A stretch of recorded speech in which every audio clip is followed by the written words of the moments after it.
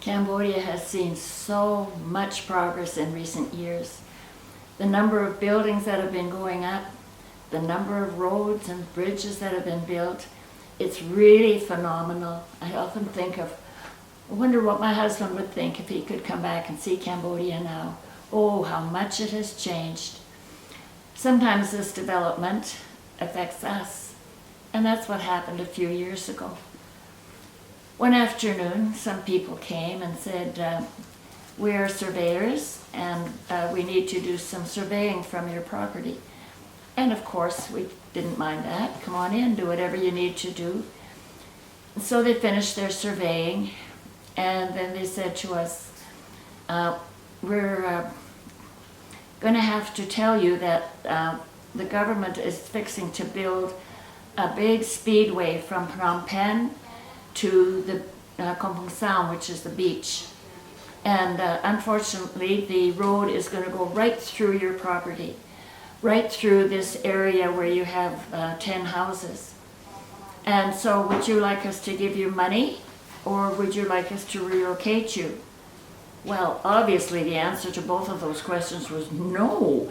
No, we don't want money and we don't want to relocate. This can't happen. So our only recourse was prayer.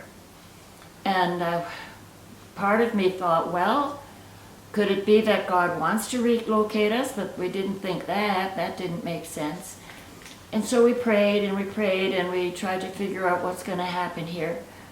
And then one day, one happy morning, my daughter came to me and said, Mom, listen to this verse that I found in Proverbs. I said to her, how did you find that verse? And she said, well, it was right there. I was just reading and there it was. So here is the verse that she found. Let me read it to you from God's holy word. It's from Proverbs chapter 23, verse 10. Do not move an ancient boundary stone or encroach on the fields of the fatherless. For their defender is strong, and he will take up their case against you. So we had our answer.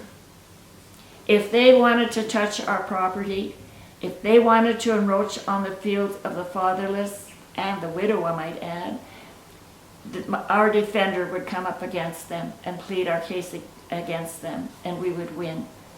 And so our hearts were at rest. It's not going to happen. Well, it takes a long time from the time the decision to build a road is made until it actually gets going. And so every once in a while, Soptun Chat, our director, would go to the office and say, what about the road? They kept telling him, it's not settled yet. And then one day, I came back from Canada. While we drove home in the car from the airport, my buddy Sakan said to me, do you know what? They've decided that the road will not go through our property. They will build it around our property. And folks, that's what happened.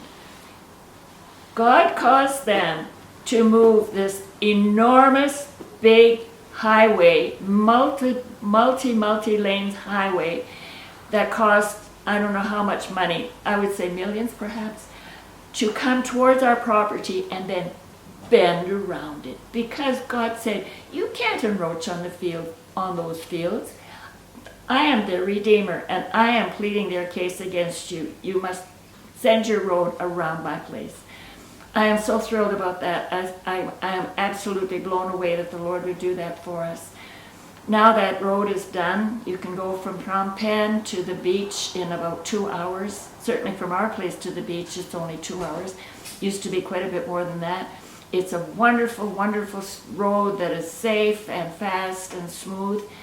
And every time we drive on it, I can always be reminded, yes, they built this wonderful road, but no, they would not put it through our property. So that's my story of a wonderful encounter with God for today. Isn't it great?